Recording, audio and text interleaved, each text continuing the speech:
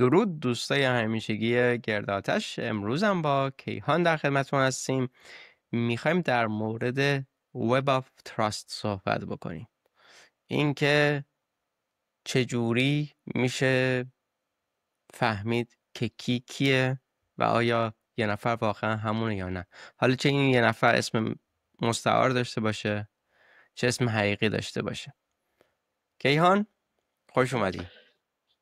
درود بر شما. خب امروز میخوایم صحبت بکنیم راجع به وب آف تراست و کلا بحث اعتماد کردن توی نوستر. این که حالا کلید هایی که میبینیم رو توی نوستر، حسابایی که میبینیم، کلید هایی که میبینیم چقدر معتبرن. اگر ادعا میکنن که یک شخص خاصی هستن، از کجا میتونیم مطمئن بشیم اه، و یک احراز هویتی خودمون داشته باشیم، یعنی چه راههایی وجود داره، حالا به صورت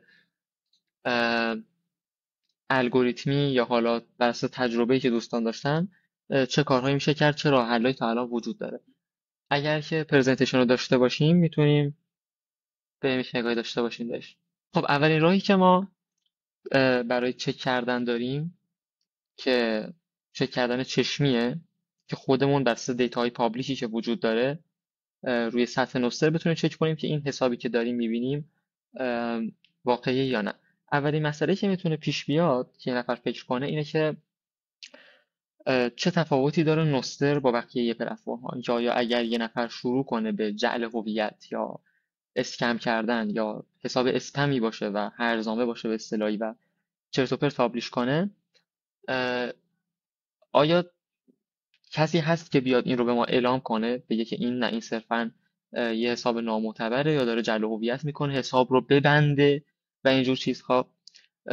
و همونطور که گفتگو کردیم، نه، توی نوستر صرفا مرکزیتی وجود نداره که موظف باشیم بررسی رو انجام بده. کلاینت ها، رله ها و کاربرها به طور مجزا خودشون وظیفه این کار رو دارن. اولین و ساده ترین راه حلی که وجود داره اینه که خودمون واسه تجربه‌ای که داشتیم، چیزهایی که دیدیم، خب برای هر حسابی یک سری دیتای پابلیک داره، یک سری فالوور داره، یه سری افراد هستن که ما فالوشون میکنیم، حالا به هر نحوی بهشون اعتماد داریم، از پیش میشناسیمشون، حضورا دیدیمشون و کلیدها رو ازشون گرفتیم یا یک جای دیگه ازشون کلید رو گرفتیم و یک سری اطلاعات پابلیک هم توی اون کلاینت داره به ما نمایش داده میشه. یکی از راه‌ها بررسی کردن همین داده هایی که به صورت عمومی قابل مشاهده هست، یعنی به صورت عمومی قابل مشاهده هست، همه چیزی یه جوری قابل مشاهده هست توی نوستر به صورت عمومی، چیزهایی که نیازه برای این کار. منتها چیزهایی که با چشم بهتره بگیم میتونیم بررسی کنیم بدون اینکه بخوایم یک تعداد زیادی از داده رو پراسس کنیم. این مورد رو اگر حالا ما بتونه یک توضیح بده، چون میدونم تجربه خوبی داره تو این زمینه، حسابهای مختلف رو دیده و این کار رو انجام داده پیشتر، بتونه تجربه خودش و یک توضیح هم بده، خوب میشه که ما توی بخش وب آف تراست بتونیم بیشتر توضیح بدیم. باشه. یه چند تا نکته وجود داره، یه چند تا اندیکاتور یا شاخص وجود داره که به ما کمک میکنه بفهمیم که یه اکانت آدم واقعی هست یا اعتباری داره یا نه. حالا این اعتبار یه چیز ذهنی یا سابجکتیوه، ولی خب معیاره، چون که واسه خودتون مهمه خودتونم میتونین بسازینش. یکی این که ببینید چه مقدار فالوور داره و مقدار حالا فالووراش چقدر بیشتر از فالوینگاش. اگر میبینید خیلی بمبارونی اومده فالوینگ کرده و فالوور آنچنانی نداره، یعنی کمتر افرادی بهش دارن اعتماد میکنن. حالا توی این فالوورها وقتی که میبینید با هم فالوور مشترک دارن، یعنی چند نفر که شما رو فالو میکنن اون رو هم فالو میکنن، یکم اعتمادتون به هم بیشتر میشه. یعنی دقیقا توی همین اجتماع هم همین جوره. وقتی که شما دوستتون یه دوستی داره، اعتمادی هم شما یه جوری نیابتی به اون دوست میکنید، یا یه جوری اون اعتماد که به دوستتون دارید به اون هم سرایت میکنه. یکی تعداد دوستای مشترکی هست که دارین، یکی هم نوع دوستای مشترکی که هست که دارید. مثلا بعضی اکانت ها هستن که میبینید که خیلی سختگیری نمیکنن توی فالو کردن افراد. یکی از این افراد لوک هست که مثلا من و 1000 نفر دیگر هم فالو میکنه. باز کسای دیگه هم دیدم که خیلی معیار آنچنانی ندارن. یعنی مثلا اکانت ناستر دات بیلد وقتی که میبینه میای ازش خرید میکنی، اشتراکش رو میخری، میاد فالوت میکنه. وقتی که با یه نفر این ها رو، یکی لوک رو اشتراک داری، ممکنه متعادل هم یه مقداری اینجوریه. وقتی که مثلا این 2 نفر، حالا متعادل یکم بهتره باز، ام، یکم دیدید که این 2 نفر دنبال میکنن، کسی دیگه دنبال نمیکنه، یکم اعتمادتون به اون اکانت کم خواهد شد. حالا اینو که آره. من این دوتا رو گفتم، یه جوری شوخی دارم میگم، شوخی تو هم به جدی، ولی مثلا شما میبینید که توی دوستاتون یه سری هستن همه رو فالو میکنن، هیچ استاندارد خاصی نداره. خب اعتمادتون به اون قضیه کمتره، به اون که با اون فالوور مشترک داشته باشید. یه معیار دیگه هم، حالا ناستر دات بیلد رو گفتم که هر کسی که میخره میاد دنبال میکنه. اکانت هایی که دنبال اسپم هستن معمولا، استثناء داریم، استثناء هم دیدم اتفاقا، استثناء های بزرگ هم دیدم. اکانت هایی که میخوان اسپم بکنن، رباتن. حالا بعضی موقع ممکنه با محتوای ربات مشکل نداشته باشه، مثلا یه رباتی هست بیت وکیشن، کارهای بیت کوینی رو میاد معرفی میکنه و من اینو دارمش. ولی یه موقع میبینی که فقط یه نفر هست، رباتی هست، داره همینجوری رگباری چیز شیر میکنه، یا ممکنه رگباری هم شیر نکنه، چون که رگباری شیر بکنه شما مشخص میشه وسط. اون موقع میای یکم به شک میکنی. اینها ربات ها که میخوان اسپم بکنن، یا شخصیت هایی که میخوان اسپم بکنن، معمولا خرج آنچنان نمیکنن. پس اگر دیدین که اونم حالا ناستر دات بیلد داره، درسته که حالا ناستر دات بیلد هر کی که ازشون خرید بکنه رو دنبال میکنه، ولی معلومه که یه پروف آف ورک در این زمینه بوده، یه مقدار هزینه رو کرده که اومده مثلا ناصر دات بیلد رو خریده، یا اومده یه هزینه رو کرده یه بج پرایمار رو گرفته. ولی باز تو همین موردا میبینم مثلا خیلی کسایی هستن که هزینه سالانه پرایمار رو دادن که هزینه خیلی کمی هم نیست، و اینها چیزن مثلا میبینی یه آدم واقعی پشتشون نیست، یا یه محتوای مشکوکی دارن که معلومه 2 روز دیگه میخوان سیگنال بدن. یکی دیگه هم اینه که اکانت هایی که واقعی نباشن کمتر ممکنه ضبط بکنن شما رو، چون که هزینه باز واسهشون داره. ولی بازم به این معنی نیست که هر کی شما رو ضبط کرد یعنی آدم واقعی. یه نفر ممکنه فقط برای جلب توجه این کارو بکنه. آره، بعضیا ضبط برای میکنن و تبلیغات. آره ضبط میکنن، و حتی مثلا مستقیم هم نوشتن که مثلا بیاین ما رو دنبال بکنین. دست در نکنین ضبط کردی، ولی باعث نمیشه من دنبالت بکنم. پس دوستای مشترکتون که میبینید، و همچنین این برای تو دنیای مجازیه، ولی اون مثلا چیزی که کیهان گفت، مثلا رو در رو اومدین با هم آیدیتون رو رد و بدل کردین، اون دیگه تو دنیای واقعی اصلا همدیگه رو شناختین، هم دیدین که این آدم وجود داره. ولی این چیزایی که من میگم واسه توی محیط مجازی، و فکر میکنم همشو کاور کردم، چیزایی که تو ذهنم داشتم. آره، اصلی ترین چیزی هم که حالا وجود داره همین مسئله دونستن اینه که حالا اگر بررسی میکنید چشمی، البته خب این راه حل نیست که ما قراره به عنوان راه نهایی معرفی کنیم، چون اینا تقریبا هر جایی توی هر شبکه اجتماعی توی هر محیطی میتونید رو بررسی بکنید، حتی خارج از فضای مجازی. حالا دیتا هایی که روی اینترنت وجود داره کلا یک روشیه که خب آدم خودش از چیزی که میشناسه، افرادی که اعتماد داره، یک بررسی میکنه.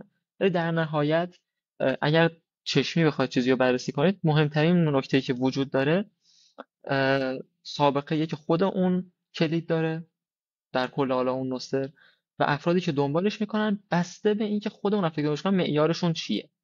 یک سری اشخاص همونطور که ما گفت خیلی مثلا راحت ممکنه هر کسی رو فالو کنن روی نوستر، که این یک مشکلی ایجاد میکنه. توی دو تا بخش بعدی بهش میپردازیم. و یک سری افراد نه، خب حالا یک مقدار ساختارمندتر این کار رو انجام میدن که خب اونا میتونه این نشونه خوبی باشه. خب این نفری که حساسیت داره نسبت به محتوایی که دنبال میکنه روی نوستر، اگر یک شخص خاصی رو دنبال میکنه، احتمالا از اسپم نبودن یا به اصطلاحی اینکه جعل هویت نمیکنه مطمئنه.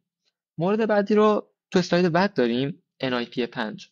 NIP 5 یه استاندارد توی نوستره. حالا راجع به NIP ها و اینا خب یه مقدار توی اپیزود یکم گفتگو کردیم، ولی خب یه بار دیگه بگیم NIP ها صرفا یک سری استانداردن که کلاینت ها، رله ها، اون نرم افزارها و سرورهایی که نوستر رو شکل میدن استفاده میکنن برای اینکه بتونن قابلیت های جدید ارائه بدن به کاربرا. و هر کسی هم میتونه یه NIP جدیدی بنویسه و اگر که ام، مورد استقبال قرار گرفت و مناسب بود و چیزی رو خراب نمیکرد و افراد مختلفی شروع به استفاده ازش کردن، خب پذیرفته میشه. NIP 5 حالا برای دوستانی که شاید ماستادون داشته باشن، با آدرس های ماستادون که شبیه به ایمیل ظاهرشون آشنا باشن، بهتر بتونن بفهمن این چجوری داره کار میکنه. اینه که صرفا شما یک دامینی داشته باشید، یک دامین اینترنتی مثل example.com که روش حالا وبسایت هر چیزی بخواید بیارید بالا. همزمان میتونید یه آیدی برای خودتون بسازید بر اساس NIP 5. حالا میشه جدا راجبش گفتگو کرد که چجوری میشه یه NIP 5 داشت. و افراد میتونن به جای سرچ کردن کلید شما NIP 5تون رو سرچ کنن و حسابتون رو پیدا کنن. وقتی شما تنظیم کنید یک دامینی که NIP 5 شما باشه، در کلید شما رو برگردونه، هیچ کس دیگه نمیتونه بیاد چنین تنظیماتی انجام بده. و صرفا اتفاقی که میفته اینه که یک، افراد با جستجو کردن اون NIP 5 فقط حساب شما رو پیدا میکنن. پس شما به جای شیر کردن یا به اشتراک گذاری اون کلید طولانی آدرس کوتاه مثل ایمیلتون به اشتراک میذارید. و دوما که هیچ کس دیگه نمیتونه بیاد اون رو جعل کنه، چون صرفا کلاینت های تیک قرمزی اون گوشه نشون میدن که این NIP 5 مال اون شخص نیست و توی حساب شما که مال خودتونه تیک سبز نشون میده. یه تفاوت خیلی ریزی نشون میده که افراد بتونن بفهمن که این NIP 5 معتبر یا نه. زمانی که شما میخواید این NIP 5 ست کنید، دو تا حالت داره. خب گفتیم یه کاربردش اینه که بگید من صاحب این دامینم که این به اصطلاح آدرس هم مال منه. یکیش اینه که شما رو بتونن پیدا کنن بدون داشتن کلیدتون. اگر میخواید به عنوان اون هویتتون و اعتبار سنجی ازش استفاده کنید یا بررسی کنید که آیا این شخص معتبریه، حالت اصلیش اینه که این دامین رو این شخص قبلا، حتی ممکنه قبل از اینکه نوستر داشته باشه یا مدت طولانی، این دامین رو داشته. اون شخص یا اون بیزنس یا اون حالا شرکت، اون تیم، اون نهاد، هر چیزی که هست، این دامین رو داشته. فرض میکنیم مثلا google.com این دامین همیشه وجود داشته، شما میشناسید. اگر یک حسابی رو ببینید که مثلا نوشته باشه یک اسمی @google.com main @google.com و توی نوستر و اون کلاینت این رو بررسی میکنه و میبینه معتبره، میتونید مطمئن بشین که این کلید رو گوگل داره کنترل میکنه یا کسی داره کنترل میکنه که به دامین google.com دسترسی داره. و خب این بهتون اجازه میده که شما بتونید یک جورایی مطمئن بشید که این یه مالکی کی داره و خب یک اعتبار بیشتری اضافه میکنه. اما گاهی اوقات خب یک نفر میخواد از این قابلیت کوتاه‌تر کردن این اسم استفاده کنه، به جای انپاب حالا یک اسم طولانی بیاد اسم کوتاه‌تری استفاده بکنه، ولی خیلی حالا اون بحث هویت یا اون اعتباره مهم نیست. اینجا خب اون شخص میتونه بره، خیلی از سرویس ها هستن یه دامین دارن، مثل که خودمون یکیش رو داریم به اسم noster.eco، پرایمال روی دامین primal.net یا nosterplebs روی nosterplebs.com و کلی سرویس دیگه هستن رایگان و پولی که صرفا میان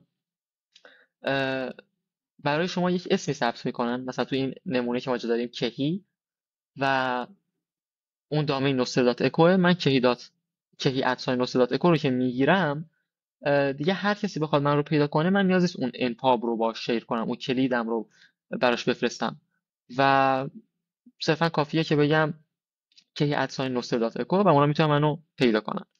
ولی از اون طرف این noster.eco رو خب ممکنه شما هم برید و مثلا مومو بره مثلا momo@noster.eco رو بگیره. از اینجا ما دوتامون دامین noster.eco داریم، @noster.eco داریم و عملا خیلی اعتباری برای ما کم و زیاد نمیکنه، مگر اینکه یکیمون مثلا من کی اسناد رو چندین سال داشته باشم و شما مثلا بارها اینو دیده باشید، مطمئن باشید بهش، تا یک حدی میشه حالا این مقدار روش حساب کرد. ولی خب عموما وقتی میبینید که من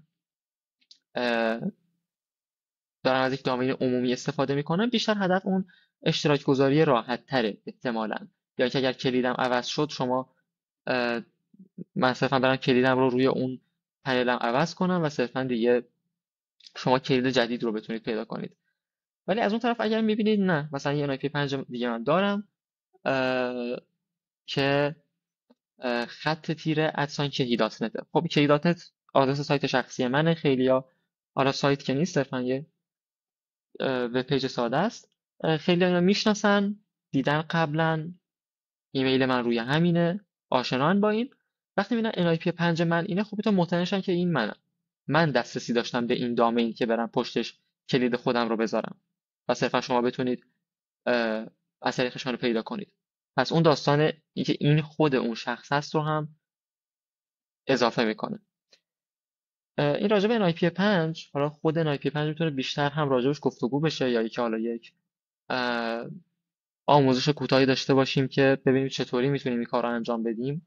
حالا از پرووایدرهایی که وجود داره، ارائه دهنده‌ای که وجود داره، NIP5 بگیریم به صورت حالا NIP5 که اون دامینش مشترک بقیه افرادی، اگر خودمون یک دامین داریم چجوری کار کنیم. یک مورد دیگه هم که هست، ممکنه بعضی از تیم ها برای خود صفحه مثلا اون تیم یا اون شرکت یا اون نهاد یک NIP5 بذارن، مثلا main example.com یا اون دامینشون، و افرادی که توی اون تیم هم کار میکنن رو داشته باشن. یعنی اون افراد با اون NIP5 دارن نشون که من توی این شرکت دارم کار میکنم. اون دامین عمومی نیست، همه نمیتونن بخرن یا یکیشو بگیرن، و اون صاحب دامینه به افرادی اسمشون ادساین اون دامینه رو میده که مثلا باش همکاری دارن یا مستقیما مثلا در ارتباطن. به عنوان نمونه مثلا ما دامین دژ.تک رو داریم و خط تیره ادساین دژ.تک حساب اصلیمونه، حساب خود دژه.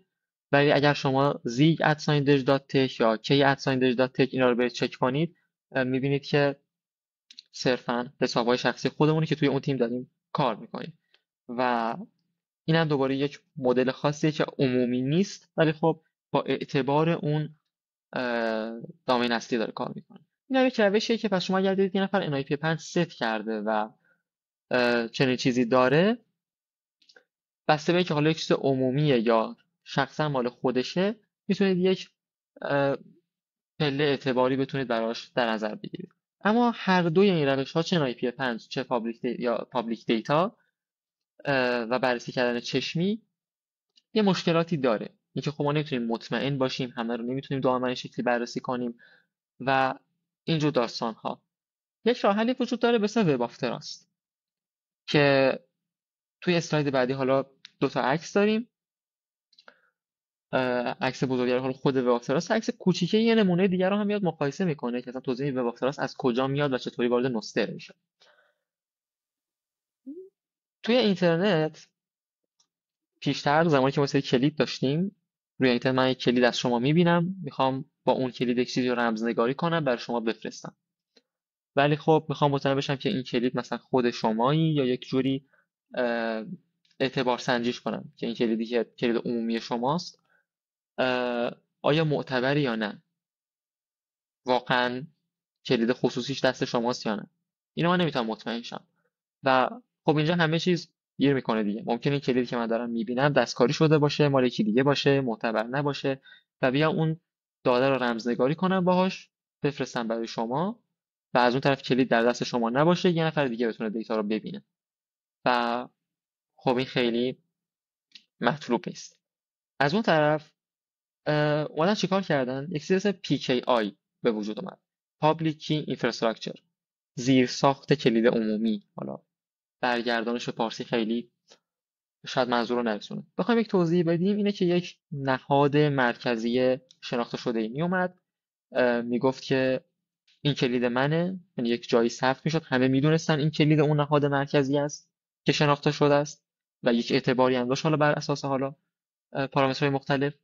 و میگفت اگر میخواید کلید خودتون رو ثبت کنید، کلیدتون رو بدید به من من کلیدتون رو امضا میکنم. کلیدتون رو امضا میکنم یعنی شما پابلیکیتون رو میدید به اون نهاد، اون نهاد میاد پابلیکی شما رو امضا میکنه، یعنی اون کلید عمومی شما میشه محتوای امضا شده. یعنی من وقتی کلید شما رو میبینم و امضای اون نهادم میبینم، کلاینت من یک نرم افزاری که من دارم استفاده میکنم میتونه مطمئن بشه که این کلید شما توسط این نهاد امضاش یا یک جوری تایید شده، اومده این کلید رو تایید کرده و اینجوری اعتماد شکل میگرفت. هر کسی یک کلید میساخت میرفت اول یک سرتیفیکیت یا امضایی یا یک تاییدیه‌ای، یک گواهی از اون نهاد میگرفت و بعد همه جا کلیدش رو در کنار اون سرتیفیکیت میذاشت، میگفت ببین من این کلید منه، این نهادم داره تایید میکنه که واقعا این کلید منه و من وقتی میدیدم بررسی میکردم که آیا این نهاد واقعا تایید کرده، امضا درسته، اگر درست بود اعتماد میکردم و میرفتم سراغ بقیه روند. منتها قضیه مشکل اینه که خب ما تکیه داریم برای اون نهادی که داره این کارو میکنه، بر اون نهاد ما یه تکیه‌ای داریم و داریم بهش اعتماد میکنیم. مشکل اعتماد چیه؟ خب گفتگو کردیم از علتی که ما تا اینجا اومدیم بیت کوین رو ساختیم، نسته رو ساختیم، داریم استفاده میکنیم. دلایلش خیلی زیاده اینکه چرا ما نباید مستقیما اعتماد کنیم به یک نهادی که خود اون نهاده میتونه مورد حمله قرار بگیره، میتونه بنا به دلایلی انگیزه هایی شروع کنه به انجام دادن کاری که اشتباهه یا اینکه سهوا کار اشتباه کنه، ناخواسته کار اشتباه کنه و کلی دلیل دیگه، کلی اشتباهات دیگه که میتونه پیش بیاد. یک راهی به وجود اومد به اسم وب آف تراست، شبکه اعتماد. یک جورایی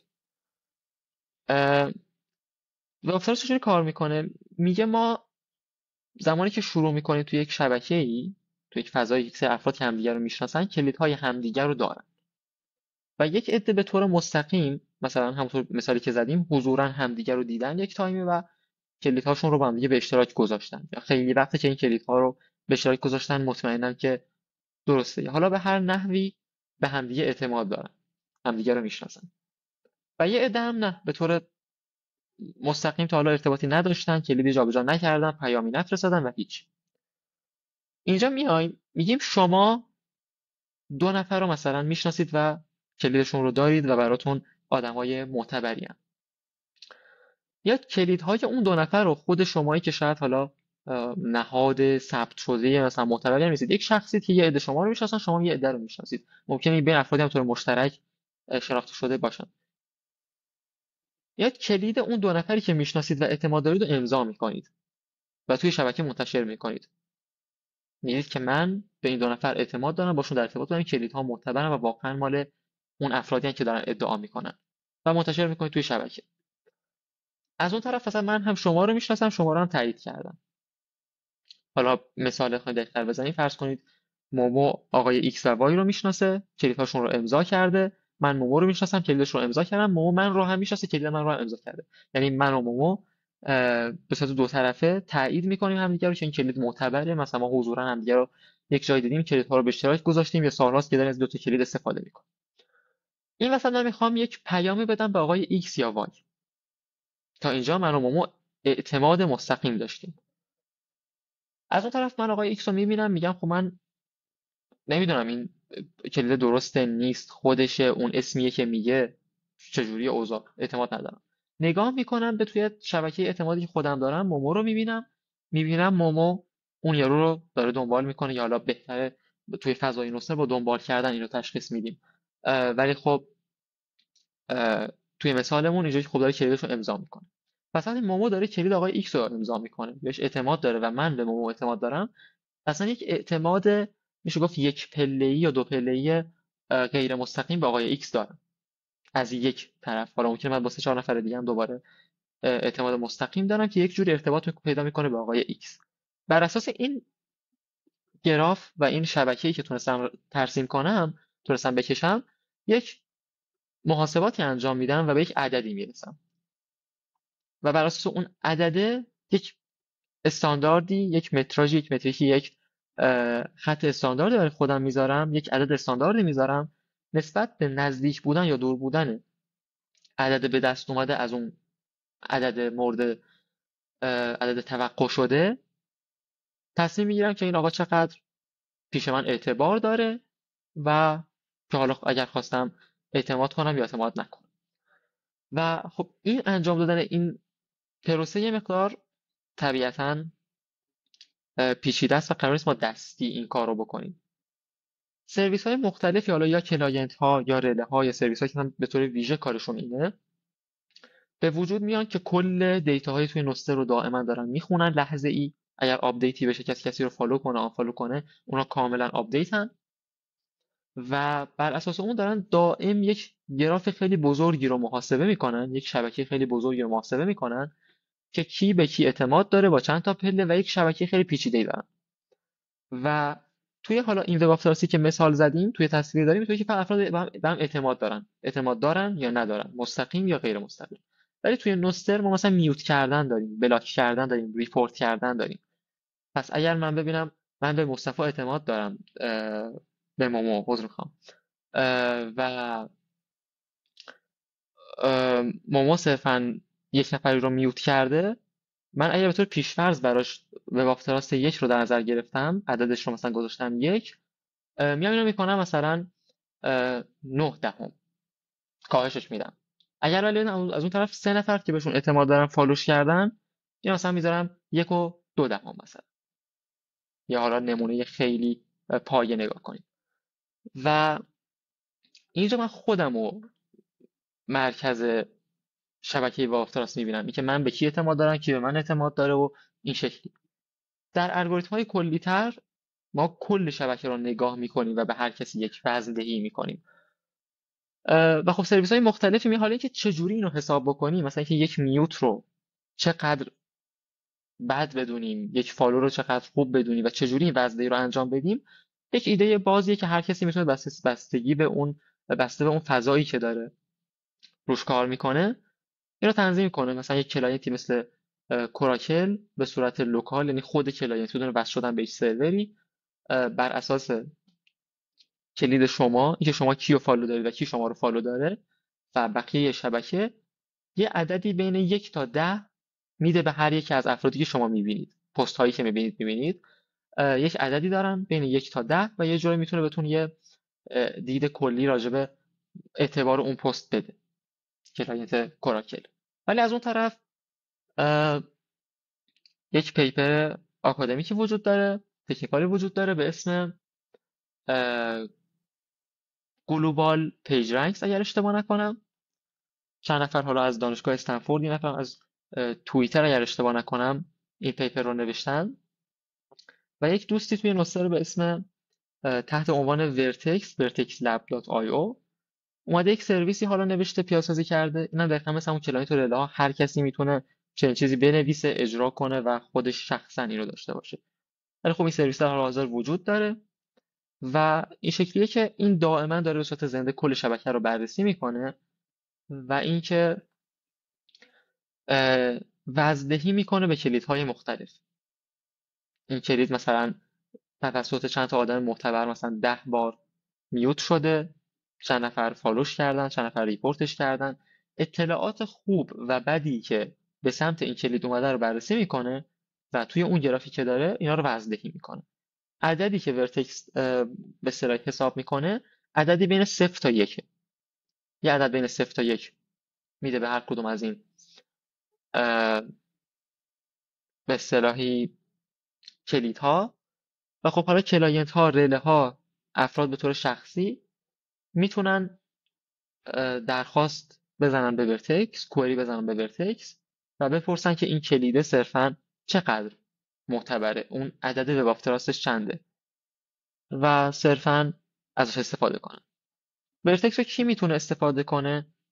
کلاینت ها میتونن برن ریکوست بزنن به ورتکس دائما و کنار هر پروفایلی مثلا یه وب آف تراست ریت براش بزنن، یا برای اینکه یوزر گیج نشه یه عدد خب عجیب و غریب اعشاری اعشار زیادی داره، میتونه به جاش بیاد مثلا دسته بندی کنه به 3 تا فاز مختلف و مثلا صورت توصیفی به کاربر نشونش بده. حالا این دیگه بستگی به طراحی کلاینت داره و کاربر میتونه یک ایده بگیره که خب این حساب احتمالاً معتبره یا نیست یا چقدر میتونه معتبر باشه. دیگه نیازی به هیچ بررسی پیچیده نیست، یک نوشته هست که مثلا مثل سطح اعتمادش اینقدره مثلا، یا کمه، زیاده، خیلی زیاده، خیلی کمه.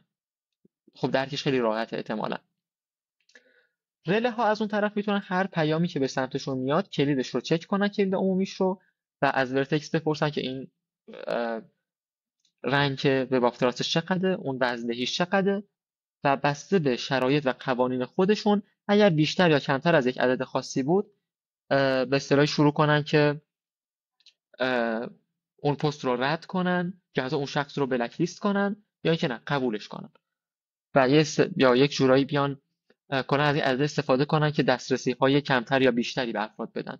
افرادی که وب آفتراست بیشتری دارن، رنگ وب آفتراست بیشتری دارن، احتمالاً میتونن مثلا تعداد پست های بیشتری در یک بازه زمانی محدودی بفرستن.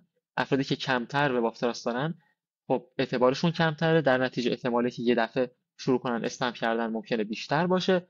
پس اون ریت لیمیت یا اون تعداد پست هایی که در یک ثانیه مثلا میتونن بفرستن رو خب یه مقدار میاد کاهش میده، و به سری میشه گفت ریت لیمیت وزدهی شده بهش میگن، که خود ورتکس هم ما و ورتکس در اصل یک تایمی کار میکردیم روی مسائل این شکلی، و برای چند تا از کاربردهای وب آفتراست توی رله ها و موارد دیگه که میتونه توی پلتفرم های نوستری، اپ های نوستری وجود داشته باشه، نوشتیم که توی بلاگ ورتکس وجود داره. لینک هاشو حالا میتونیم توی دیسکریپشن بذاریم. و اینکه حالا افرادی که دارن سرویس یه چیزی می‌نویسن میتونن استفاده کنن. و خب این واسه رله هایی که با استفاده از وب آفتراست، حالا چه ورتکس چه خودشون حساب کنن چه به هر مدلی، و کلاینت هایی که با استفاده از وب آفتراست دارن جلوی اسپم ها رو میگیرن، به یک شرایطی رو ایجاد میکنه که احتمال دیده شدن اسپم ها خیلی خیلی خیلی خیلی کمتر باشه، به حدی که اگر خوب پیاده سازی بشه و به مرور این قضیه شکل بگیره، احتمالا شما یه جورایی خیلی سخت پیش میاد اسپم ببینید روی نوستر، یا اسکم ببینید، یا جعل هویت ببینید روی نوستر. چی رو ما میتونیم از این بفهمیم؟ این که اگر خودمون بخوایم یک جوری رفتار کنیم که این دیتا هایی که سرویس های وب آفتراست دارن، چه برای خودمون چه برای کل شبکه، سالم تر باشه، یکی از کارهایی که میتونیم بکنیم اینه که هر اکانتی که ممکنه اسپم باشه رو دنبال نکنیم. اگر اسپمی دیدیم حتما ریپورت کنیم، چون ریپورت کردن توی نوستر اینجوریه که به یک شخص خاص بره. همه رله ها، همه کلاینت ها اون رو خواهند دید، و اگر رله یا کلاینتی به خوبی پیاده‌سازی شده باشه و اهمیت بده به این موضوع، احتمالاً یا هایدش میکنه، یا بلک لیستش میکنه، یا گزارش میده به اون کاربر، یا یک وب آفتراستی رو آپدیت میکنه و حواسش رو راجع بهش جمع میکنه. و پس این رفتاری که ما داریم مهمه. این ریپورتی که ما انجام میدیم تو کل شبکه یک دیتای عمومی میذاره. این نیست که بگیم برای نمونه توی تلگرام شما که ریپورت کنید، تلگرام میتونه چک نکنه، میتونه روزها طول بکشه، ولی توی نوستر شما طور عمومی به همه کاربرها، رله ها، کلاینت ها، به کل شبکه اعلام می‌کنه آقا این به نظر من این شخص داره جعل هویت انجام میده، و همه اینو میبینن. حالا دیگه بستگی به دیدگاهشون، اینکه اون شخص رو چطور میبینن و شما رو چطور میبینن، چقدر اعتبار برای شما میشناسن، به صورت حالا دستی یا چشمی یا این سرویس های وب آفتراست میتونن یک نتیجه گیری هایی بکنن و اعمالش کنن. حالا فرض بر اینه که اگر یه نفر بیاد کلیدی بسازه، شروع کنه به تولید کردن مثلا فالو لیست های الکی کلی آدم رو فالو کنه، الکی کلی آدم رو ریپورت کنه، آیا این میاد وب آفتراست رو بالانسش رو خراب میکنه، اون تعادلش رو به هم میزنه؟ خب نه، چنین اتفاقی نمیفته، چرا که اون شخص ریپورت کننده یا فالو کننده اعتبار خودش هم تأثیر داره روی اینکه اون حرفی که میزنه چقدر اعتبار داشته باشه. پس اون محاسبه به وابستراسته توی کلاینت ها و سرویس ها و رله ها خیلی پیچیده تر اتفاق میفته.